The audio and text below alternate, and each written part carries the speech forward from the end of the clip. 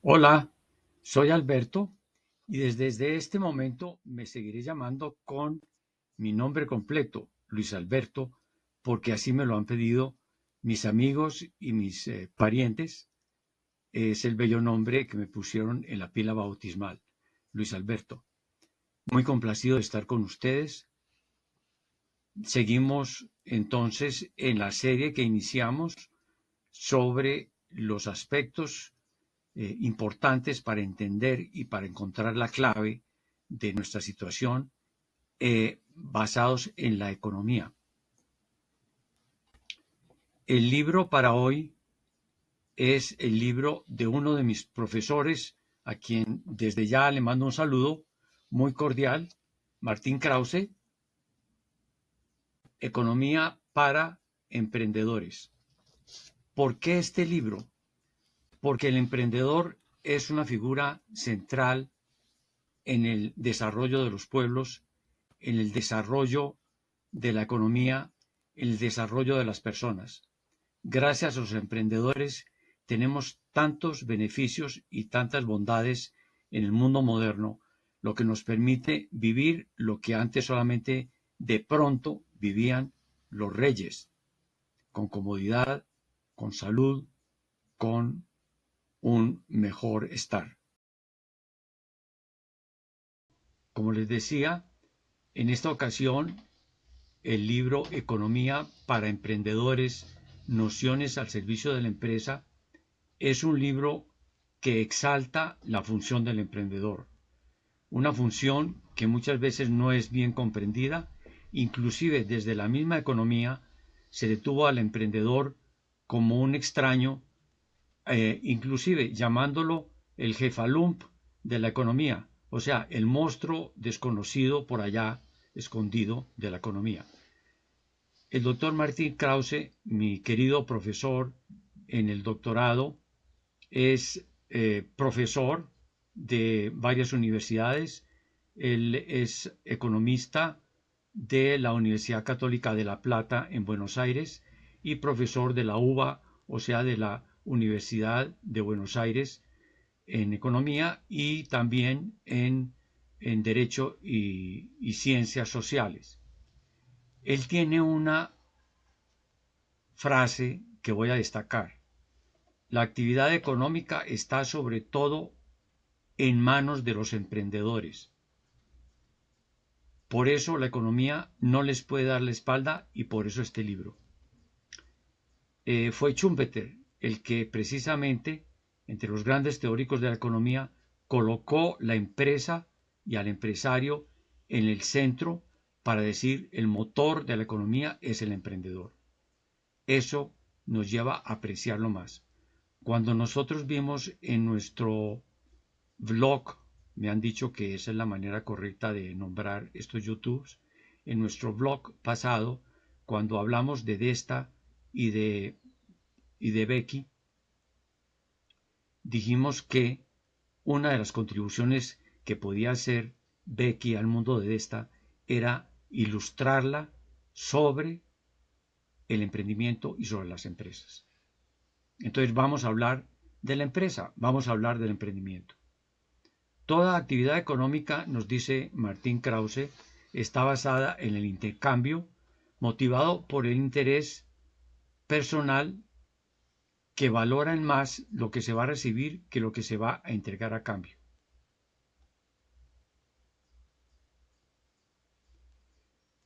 ¿Cómo se determina el valor de las cosas? Pues lo primero que tenemos es que la primera unidad, cuando nosotros hablamos de un bien o de un servicio, es la que más apreciamos. La valoramos más que la segunda unidad. Y en ese principio se basa lo que se llama la ley de la demanda en economía, en la ciencia económica, que expresa por medio de precios lo que estamos dispuestos a pagar por algo. A menos precio, demandamos más. Eso lo sabemos nosotros. Ahora, si estamos en la situación inversa, la relación es opuesta. Si tenemos lo suficiente, nos desprendemos con más facilidad de la primera unidad y con menos de las siguientes. Y esto se refleja en la ley de la oferta. De manera que aquí tenemos las dos líneas clásicas de la economía, la curva de la demanda y la curva de la oferta, que se cruzan en un punto que precisamente va a dar el precio de mercado. Y ya estamos hablando de empresa y de mercado. Esas dos instituciones que mencionamos al hablar de por qué el mundo de Desta no se parece al mundo de Becky. Entonces se llama mercado ese punto de contacto entre la demanda y la oferta. Y ese mercado tiende al equilibrio, en teoría, porque este modelo realmente es factible solo en el cielo, nos dice Martín Krause. El equilibrio y la competencia perfecta no se dan en la realidad. Ahora uno podría decir, entonces, ¿qué? ¿Son nociones equivocadas? No. Los precios, los métodos de producción, la cantidad y la calidad de los productos tienden inevitablemente al equilibrio, pero las preferencias de los consumidores, la dotación de los recursos de que dispone el empresario o emprendedor y las posibilidades tecnológicas están en constante cambio. Y ahí es donde entra el emprendedor. Aquí tenemos a un glorioso emprendedor muy feliz en su actividad, que de pronto no es tan feliz.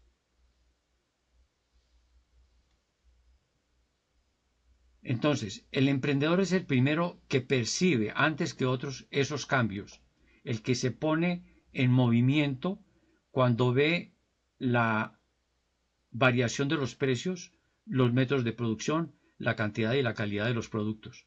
Entonces, ahí él se da cuenta de que esos elementos que ya mencionamos, el precio, los métodos de producción, la cantidad y la calidad de los productos, van a determinar nuevas preferencias de los consumidores, nueva dotación de recursos y nuevas posibilidades tecnológicas. Esa información la deduce él precisamente de los precios. Ahora, el proceso de difusión de la información se produce por azar unas veces, pero principalmente por esa perspicacia de el que está atento o alerta, alertness, los dicen los anglosajones, alertness, a esas variaciones. Entonces, el emprendedor halla su función precisamente cuando ve desequilibrios en el mercado y encuentra su oportunidad. No todos la ven, no todos la ven. Por eso el empresario es tan importante, el emprendedor. De pronto tendríamos que distinguir entre emprendedor y empresario. Empresario, más que todo, se refiere cuando ya la empresa está constituida. Emprendedor, cuando se va a iniciar la empresa. Aquí nos estamos enfatizando al emprendedor. Entonces, las oportunidades que se le presentan al emprendedor: comprar a un precio y vender inmediatamente a otro. Eso lo veremos de pronto en el caso de Fernando Masuera, cuando, recorriendo la carrera séptima, descubre en un momento dado que se está vendiendo a un precio el azúcar y en otro sitio descubre que se está comprando a otro precio y hace un negocio. Comprar a un precio y vender inmediatamente a otro. O comprar en un momento a un precio para en un futuro posterior vender a un precio superior. O, finalmente, un acto creativo de producción. Comprar recursos para transformarlos de tal manera que el precio resultante sea superior al costo. Entonces, la función del emprendedor básicamente es la de ser un creador. Ahora, y esta distinción es importante, y no la hicieron inicialmente los grandes maestros de la economía moderna. El emprendedor tiene una función distinta a la del capitalista. El capitalista es el que asume el riesgo al colocar y adelantar los recursos económicos necesarios para el emprendimiento. Esa función es distinta del emprendedor, aun cuando en los inicios, generalmente cuando se inicia una empresa, el empresario y el capitalista son una misma persona. Ahora, esa función del emprendedor está extendida a todos, dicen algunos autores. Algunos dicen que a unos pocos, pero otros dicen está extendida a todos. Todos podemos ser emprendedores. Y tenemos un caso de emprendimiento muy notable en el Brasil, que es el de Senco, y que resaltaba mi profesor Krause. Senco logró en una forma especial transformar su empresa para hacerla profundamente dinámica y profundamente innovadora y creativa. Aquí tenemos uno de los diagramas con los que se anuncia en la red Senco. Ahora, hablemos un poco sobre cómo se forma el valor, la teoría del valor. La teoría del valor, y aquí estamos dentro de una escuela de la economía, que es la escuela austríaca, se forma estableciendo que los bienes de consumo son de primer orden, de segundo y de tercer orden, etc. De primer orden, por ejemplo, el pan. De segundo orden, la harina. De tercer orden, el trigo. De cuarto orden, la semilla del trigo. Entonces, el empresario tiene que saber realmente dónde se va a ubicar, en qué punto se va a ubicar de esa, digamos, escala de ordenamiento del valor. El empresario tiene que adelantar dinero, ya sea propio o ya sea también porque hay un capitalista, tiene que adelantar dinero para adquirir los recursos y eso le va a significar a él un interés. El dinero por su apropiación, distribución, etcétera, en el tiempo, causa intereses. Ahora, para poder saber cuánto es el dinero, el interés le sirve al empresario para pasar los valores futuros a valor presente y poder establecer qué es lo que va a suceder e igualmente los valores presentes a futuro para saber cuánto va a valorizar o va a tener como rendimiento en su empresa. Entre otras, al hacer estos cálculos, tiene que conocer cuál es su costo de oportunidad.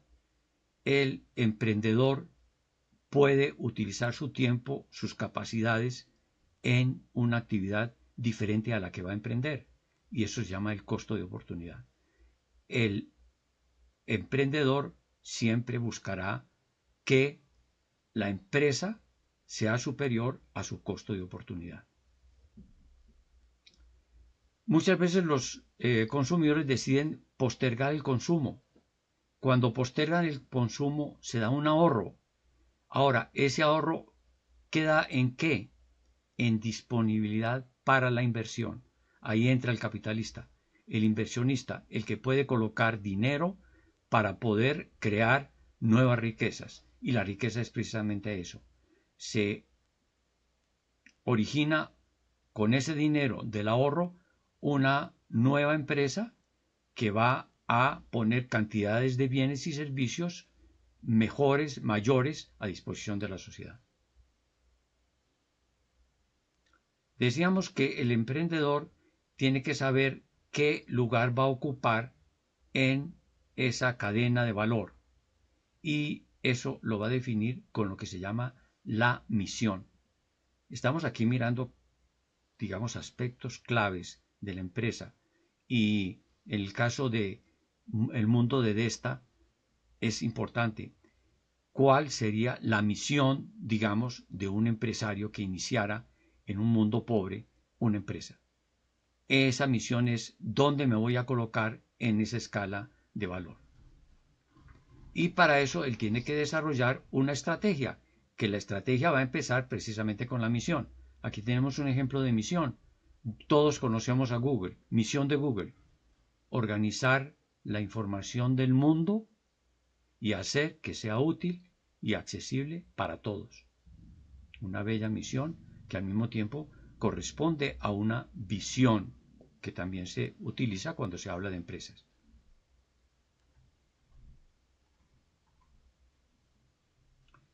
Entonces, el precio le permite al emprendedor saber dónde están las oportunidades para ganancia, dónde están los peligros para la pérdida. La ganancia y la pérdida es lo que va a definir si él va a emprender o no va a emprender. Son tres resultados posibles. ¿Puede haber pérdida? No, que es un claro indicador de que las cosas no están bien.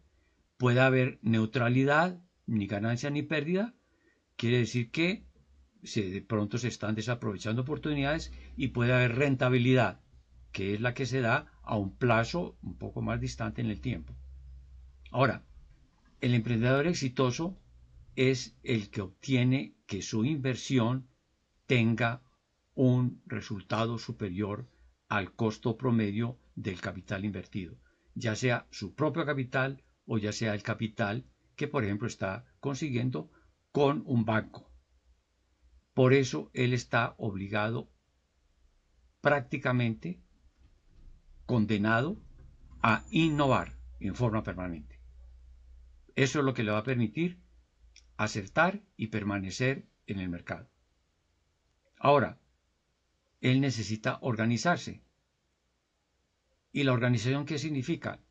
Que él puede hacer una serie de contratos independientes con un proveedor, con otro proveedor, con una persona que le va a prestar un servicio interno dentro de la empresa, el contador, etcétera, ¿sí?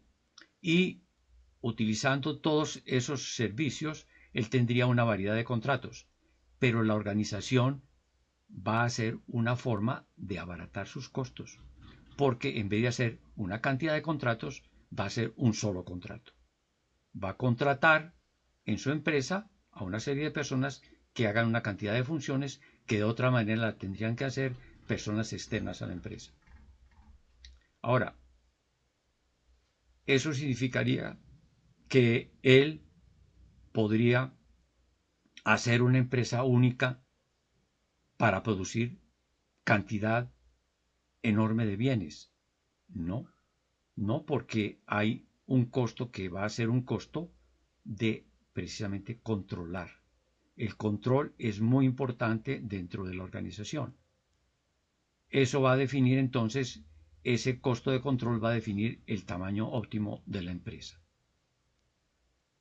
Precisamente pensando en el tamaño óptimo de la empresa, los empresarios fueron descubriendo, porque al fin y al cabo el mundo empresarial y el mundo administrativo se ha ido conformando a través del tiempo con las experiencias de los emprendedores y los empresarios.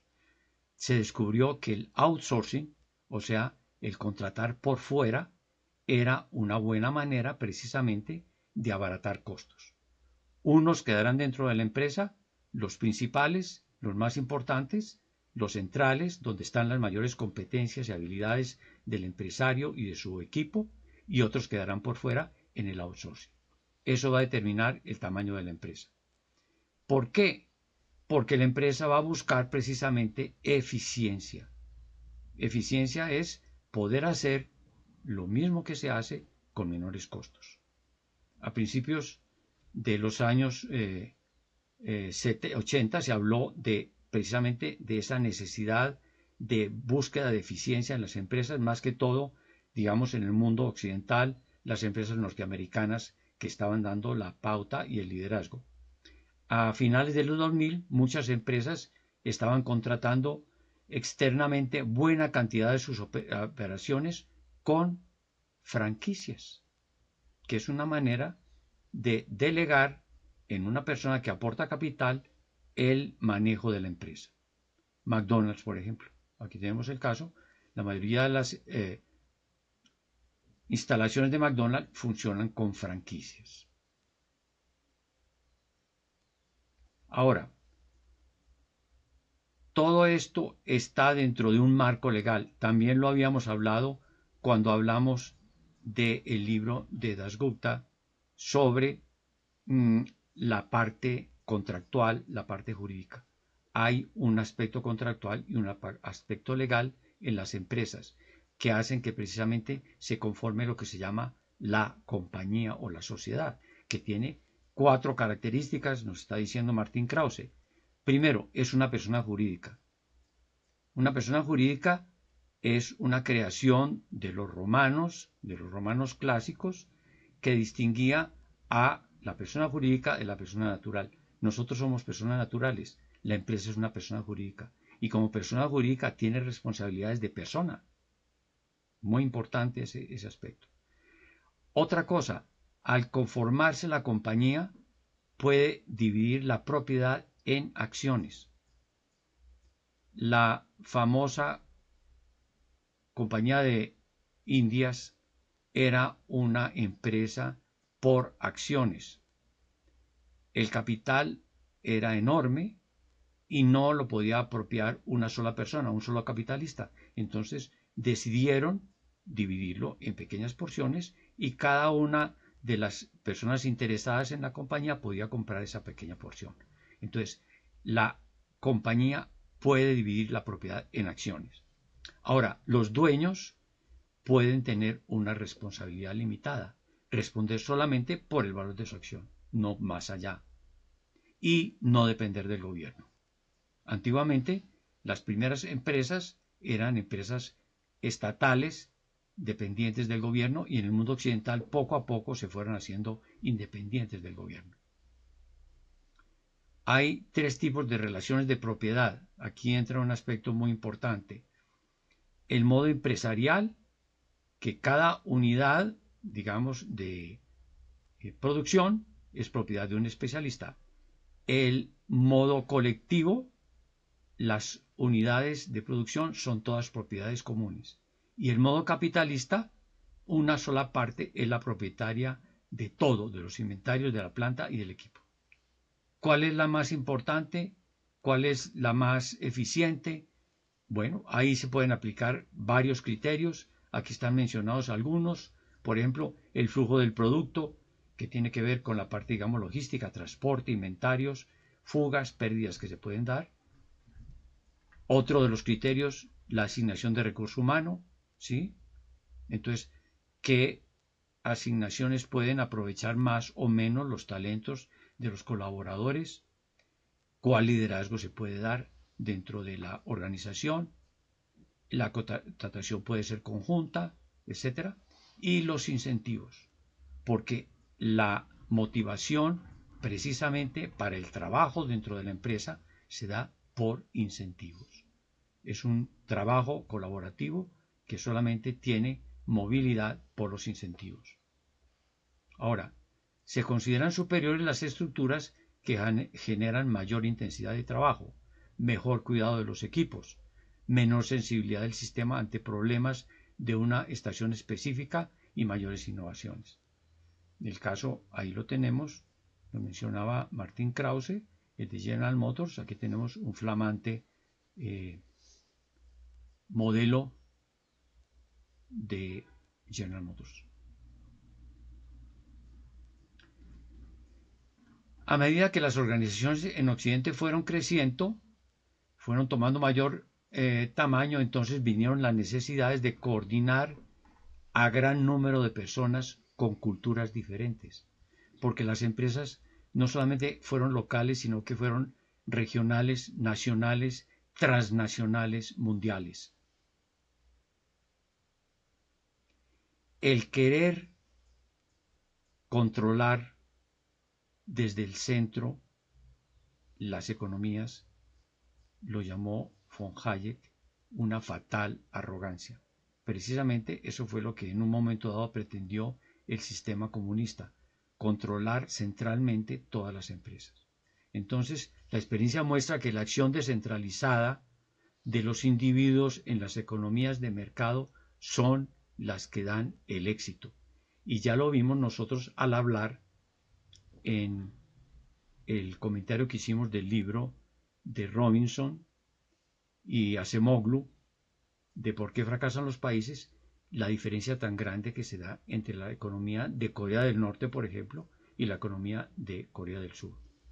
La acción descentralizada de la economía moderna en Corea del Sur da una gran diferencia frente a la acción centralizada de la economía de Corea del Norte. En el mundo cambiante de hoy es necesario aprovechar el conocimiento y la creatividad de cada uno de los empleados.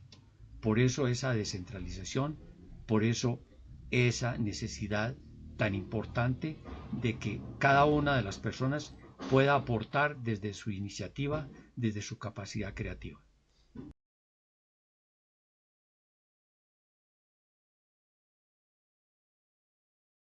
Estamos mirando unos aspectos teóricos desde el punto de vista de la economía, según nos está explicando Martín Krause, acerca de la empresa que hemos identificado como clave en el desarrollo de los países y veremos posteriormente, en el desarrollo de las personas también. Estos aspectos un poco más teóricos pueden tener y tienen realmente una aplicación práctica que veremos en un próximo blog. Miremos las correspondencias de la organización con los mercados. Las economías de mercado tienen ciertas características: la división del trabajo, los derechos de propiedad, las reglas de conducta, los sistemas de precios, el libre flujo de ideas y los incentivos de mercado.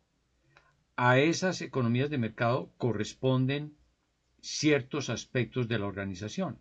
Estamos viendo la empresa ya crecida que se está organizando. La misión, los roles y responsabilidades dentro de la empresa, los valores y la cultura organizacional, los mercados internos para el manejo de la empresa, la generación y el uso del conocimiento, la compensación y la motivación. Entonces, miremos con este cuadro, miremos los aspectos de las economías de mercado. La división del trabajo es importante porque da la posibilidad de sacar ventaja de las habilidades que se tienen. Se dirigen los esfuerzos hacia aquello que se considera que se puede desempeñar mejor con las capacidades o la vocación que tiene la persona. Los derechos de propiedad son importantes porque cumplen una función fundamental, generando incentivos que protegen y mejoran precisamente todo esto que estamos hablando. Cada propietario además conoce mucho mejor que nadie sus recursos y sus propiedades. Cuando el derecho de propiedad no está claramente definido, entonces se tiene el drama de la propiedad común, en que nadie es propietario y nadie se responsabiliza. Por eso el derecho de propiedad es tan importante y tiene que ver con el mercado y con el funcionamiento de las empresas. Ahora, las normas basadas en valores y en una cultura son fundamentales. Las normas son las que reducen la incertidumbre con respecto a lo que harán los demás. Una de las claves de la organización, dijimos, es todos van a actuar dentro del compromiso y las normas van a dar precisamente esa pauta y esos valores. El sistema de precios, lo hemos visto, es el que da la información para lo que se necesita saber dentro de la empresa. Además, vamos a mirar que se ha utilizado, se sigue utilizando en este momento el sistema también de precios internos dentro de la organización para tener mejor información de lo que está sucediendo. El libre flujo de ideas es clave, de ahí viene la innovación, de ahí vienen los grandes progresos que se han dado en el suministro de servicios y el suministro de bienes dentro de la sociedad. Los incentivos fundamentales, estamos hablando de incentivos materiales y estamos hablando de incentivos espirituales. Materiales, ya sabemos, las ganancias y el contrasentido, la pérdida, y los espirituales, la fama, el prestigio, el reconocimiento, la estimación de los pares. Bueno, estos aspectos de la economía del mercado tienen sus correspondientes en las organizaciones y vamos a mirar uno por uno. Miremos el primero. La misión. La misión, digamos que abre el campo a lo que se llama la estrategia de la empresa. ¿Cuál es el sitio dentro de la escala de valor de la producción en que me quiero colocar? La misión va a definir exactamente ese sitio. De la misión se va a desprender la estructura de la empresa, que puede ser funcional, por ejemplo, producción, ventas, finanzas, etc. O puede ser por productos, el producto 1, el producto 2, el producto, etc. La competencia es fundamental para alentar al empresario a superarse y para que desarrolle una buena estrategia. Ahora, eso implica la competencia, que hay que superar lo que está dando precisamente el competidor, y para eso la innovación es absolutamente fundamental. Ahora, para que haya innovación se necesita también flexibilidad, capacidad para poderse adaptar a las variantes condiciones del mercado. Para que funcione un mercado se necesita conocimiento. Ya hemos dicho que el precio es el primer indicador de conocimiento. Ahora, el trabajar con otras personas agrega al conocimiento mayores elementos, permite también agregar mejores criterios, más creatividad y más flexibilidad. ¿Cómo se seleccionan a esos colaboradores? El empresario conoce las características de su tarea, pero no conoce las habilidades del posible empleado. Entonces tiene que ser agudo en la selección y tiene que ser preciso en la señalización, viendo cuáles son las actitudes de la persona. Por eso el proceso de selección es tan importante. Una vez seleccionado, retenerlo, si es adecuado, y capacitarlo. Y asignarle obviamente las tareas en las cuales pueda desempeñarse realmente con toda su capacidad. Precisamente tenemos acá un buen símbolo de lo que es el trabajo colaborativo. Las manos unidas permiten dar un asiento, un apoyo para poder realizar una tarea. La delegación se vuelve supremamente importante. La delegación permite precisamente que la acción que tiene que desempeñar el empresario se pueda distribuir entre varias personas y se pueda hacer en una forma armónica, en una forma que dé el impacto que se quiere obtener. Coordinación, obviamente al delegar, coordinación. Entonces, para eso está la planificación y para eso está el mercado. Entonces, la planificación es un sistema centralizado desde una mente o desde un conjunto de directivos, se traza un plan y el mercado da una serie de indicios y una serie de conceptos, digamos, que se pueden conceptualizar, que hacen que quede perfectamente descentralizada la información. Descentralización. Aquí están los beneficios de la descentralización. El uso más efectivo del conocimiento local. Cuando se tiene un conocimiento de mercado, se está recogiendo la información de cada uno de los componentes de ese mercado. Tiene un costo, obviamente, ¿no? No hay que transmitir la decisión, por tanto, es mucho más rápida cuando se da la descentralización. La decisión la puede tomar la persona en el momento en que tiene la información y en que está empoderada para poder tomar esas decisiones. Reduce también el costo de la oportunidad del tiempo del emprendedor. Entonces el emprendedor no tiene que estar continuamente en la toma de decisiones. Esas personas en las que ha delegado pueden tomar decisiones. Hace precisamente que el empleado talentoso esté allí y que con sus ambiciones pueda progresar, se pueda capacitar, pueda crecer. Los directores locales conocen mejor a sus clientes y los mercados. Hemos visto que los grandes éxitos precisamente de las grandes organizaciones se han dado en el momento en que han descentralizado. Un caso bien notable para quienes tengan la oportunidad o hayan tenido la oportunidad de ver Walmart es exactamente eso. Cada una de las instalaciones tiene autonomía para fijar precios, para tomar decisiones.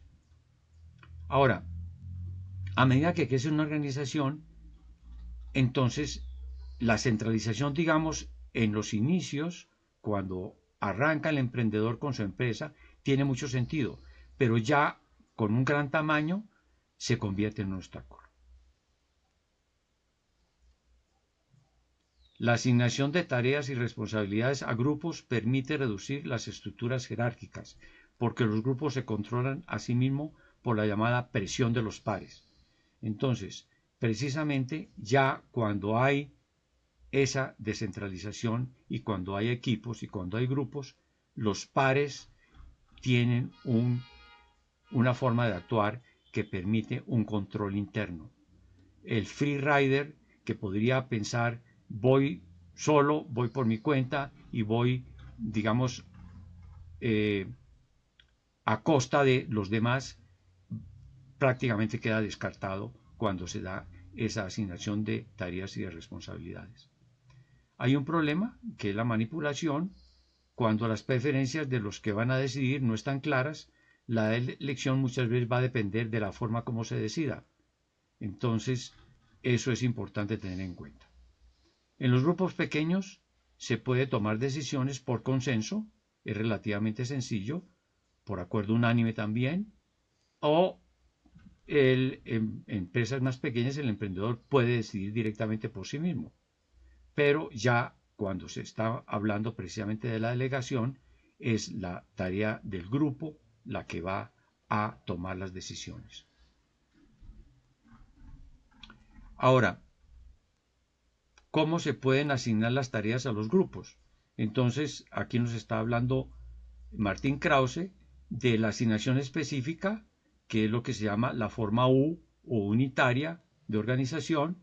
Está la organización según producto o región, que es la forma M, multidivisional. Cada una de las divisiones se encarga de un producto. Está la organización matricial, que va a unir parte de la U y parte de la M. Está la organización en red, y esa es la que, digamos, podemos enfatizar, que no son coordinadas por líneas de autoridad, sino por la demanda que hace el proyecto específico, el producto que se está lanzando, lo que se está creando en ese momento. Entonces, eso es lo que va a hacer que la organización en red funcione, es el proyecto. Cuando se combina la asignación de tareas y el derecho de propiedad, entonces se dan una serie de alternativas. Se dan los centros de costo, se dan los centros de gasto, los centros de ingreso, o enfatiza Krause la unidad de negocios, lo que llama el Profit Center, que tiene alto poder de decisión y que tiene al mismo tiempo que ingresos, tiene egresos, y la contabilidad permite saber si realmente está teniendo utilidades, Profit Centers. Ese Profit Center se puede convertir en un momento dado también en un centro de inversión, lo que se llama un Investment Center, en el cual las ganancias se convierten en inversión. El caso de Tyson es innotable, entre los varios casos que podríamos citar hablando del libro de Martín Krause, porque ellos fueron los que inventaron las unidades de negocios y le dieron una gran agilidad y una gran rapidez al manejo de la empresa en superioridad a lo que estaba sucediendo en otros lugares. Tyson está en Alemania y en ese momento todavía Norteamérica no había entrado en ese tipo de organización. Ahora, las normas, ya sean formales o informales, son fundamentales, porque la empresa tiene que estar apoyada en valores. Por ejemplo, no robarás, respetarás la propiedad, el derecho de propiedad, etc. Y esas normas y esos valores son los que van a crear una cultura interna dentro de la empresa. Así se adapta la empresa a las demandas del mercado. La cultura empresarial, más que todo, va a estar dada por el ejemplo. El ejemplo del emprendedor es clave. La pauta que va el directivo, la pauta que da el directivo, es clave para toda la organización. Se me ocurre en este momento pensar en Deming, uno de los ingenieros más destacados, sobre todo en calidad, que hablaba que la gran responsabilidad precisamente de la dirección era esa. El directivo es el que va a dar la pauta para los empleados. El 15% puede ser responsabilidad de los empleados, el resto es de los directivos. Una de las claves de éxito entonces es la cooperación para cumplir con la misión. Ahora, ¿la cooperación cómo se logra? Bueno, ha habido muchas formas en que se ha buscado la cooperación. Sabemos en la historia, por ejemplo, que se utilizó el látigo para lograr que los esclavos cooperaran en las grandes minas de explotación, en la Grecia clásica o en la España conquistadora, en las minas del Potosí, el látigo. Ahora, está la cadena jerárquica, con severas penas para el que desobedece. O también está ya la búsqueda de un compromiso interno cuando hay un compromiso con un fin superior. Y está obviamente la cooperación voluntaria de todos los miembros del equipo. Aquí tenemos una figura en que 6 personas están precisamente unidas por una cooperación voluntaria. Ahora, para lograr cooperación hay instrumentos. Están los incentivos materiales, que se llaman de compensación, o los incentivos espirituales de motivación. Los materiales ya los conocemos. Hay una serie muy completa de incentivos materiales.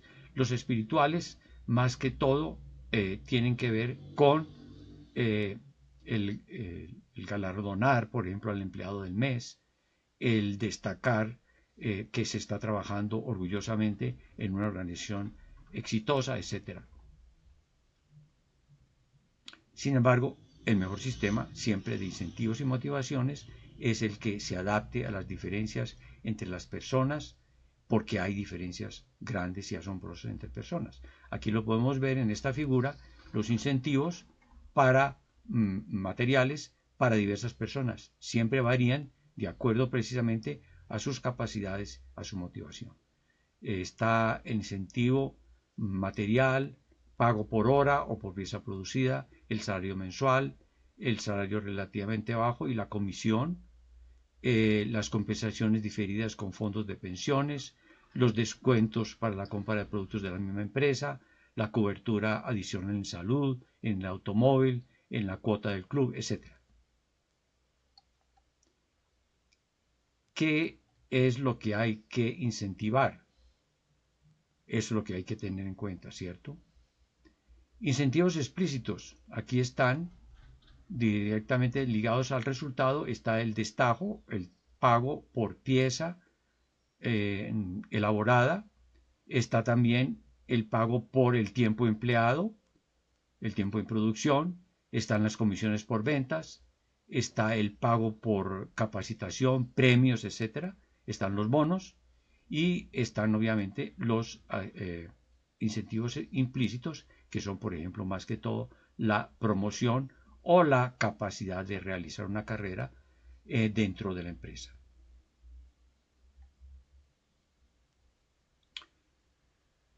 Estamos hablando de incentivar al individuo, pero también hay que incentivar las divisiones. Entonces, por eso es importante dentro de la estructura la unidad de servicios y que la creación de mercados internos, unidades de servicios que deben vender a otras unidades de servicios dentro de la misma empresa. Con esos datos se puede dar precisamente una incentivación.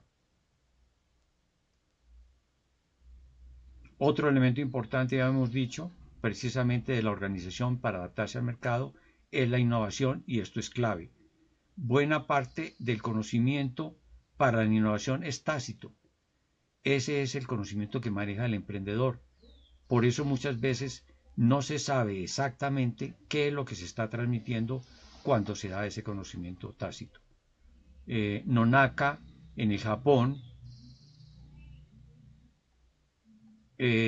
Japón, precisamente viendo lo que aprendía un panadero cuando daba instrucciones a un panadero aprendiz, destacaba ese conocimiento tácito. Es muy difícil decir cómo se amasa un pan para que logre unos efectos dados.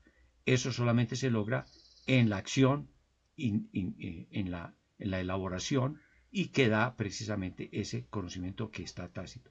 muy importante porque con el conocimiento tácito prácticamente está trabajando el emprendedor, el empresario. Eso hace que el conocimiento no sea como el traslado de una información de una máquina a otra máquina, sino que sea el traslado de un organismo vivo a otro organismo vivo. Nonaka enfatiza eso. Por eso las redes, las sugerencias, etcétera, son tan importantes y la flexibilidad dentro de la estructura fundamental. Hay un caso típico que es el caso de la empresa IDEO en los Estados Unidos, que trabajan con un proyecto y lo desarrollan. Por ejemplo, cómo elaborar un carrito de mercado adecuado.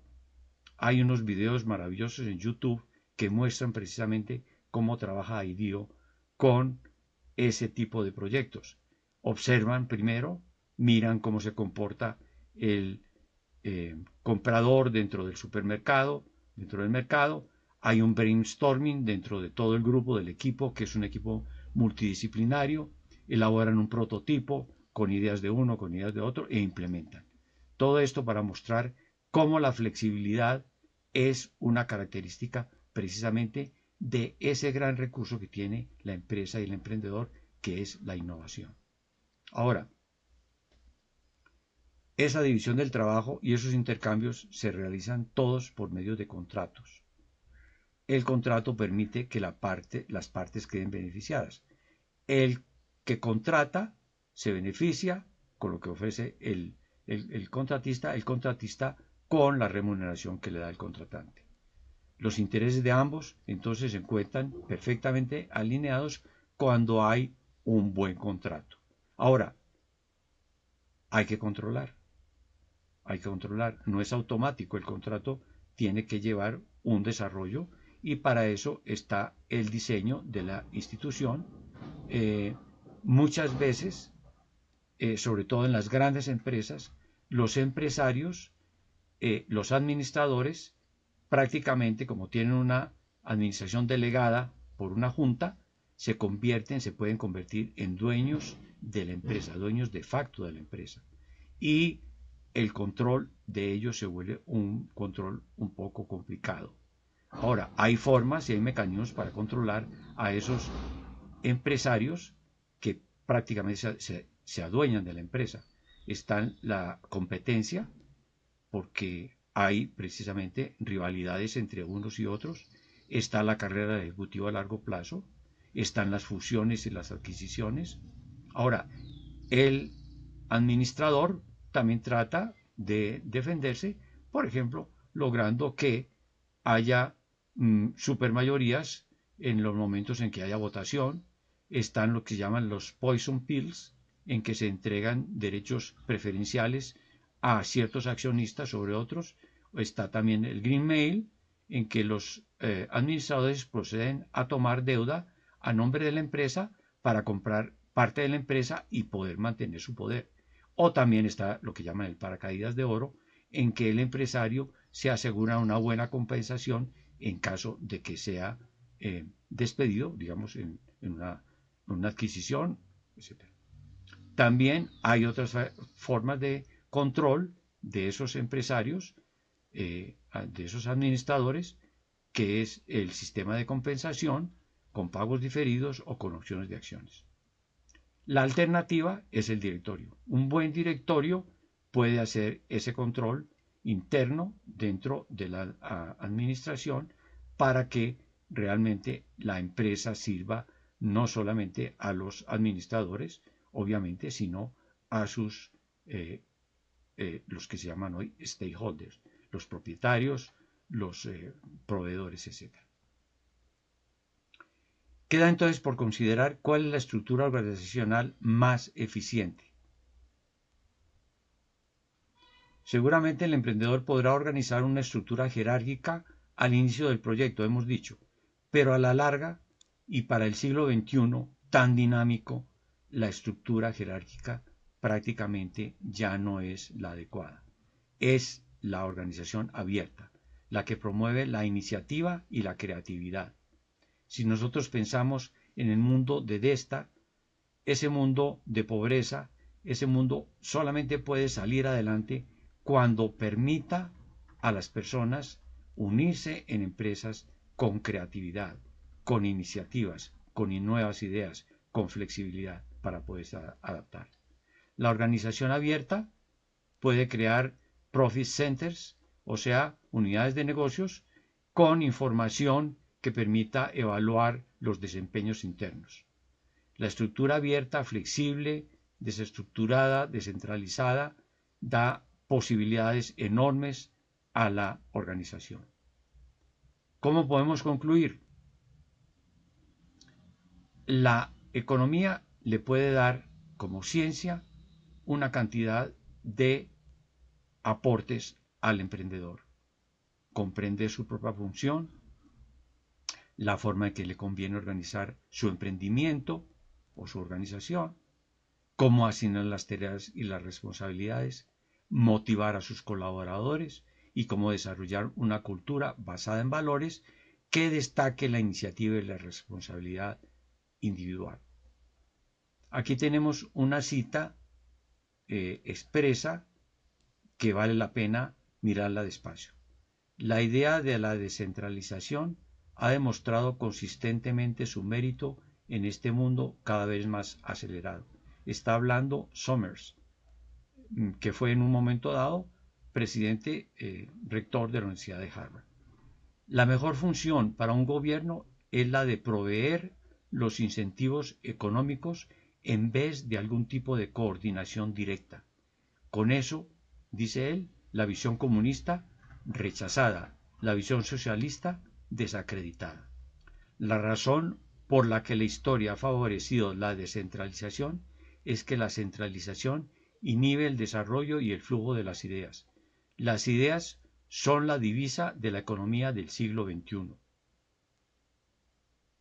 Los empleados de estas organizaciones también podrán ser dueños por medio de fondos de pensiones, de opciones, de acciones o por otros mecanismos.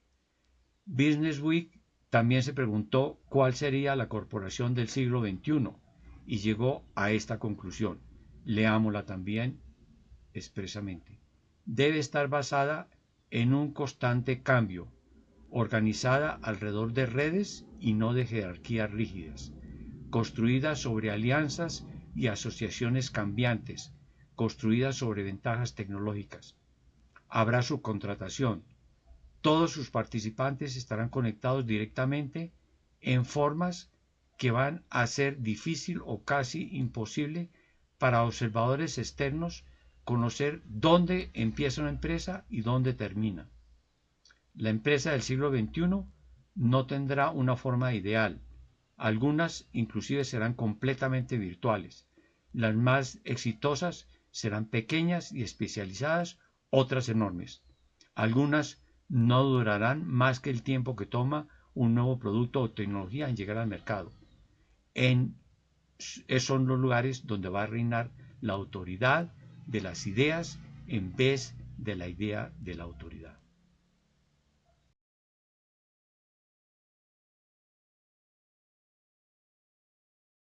En un momento en que en las naciones latinoamericanas algunos gobiernos no miran con buenos ojos al empresario, al emprendedor que inicia con una empresa, he encontrado en el libro de mi profesor, de mi maestro Martín Krause, una gran ayuda y un gran apoyo precisamente para poder destacar que la manera de salir de la pobreza es precisamente con el emprendimiento y con los emprendedores.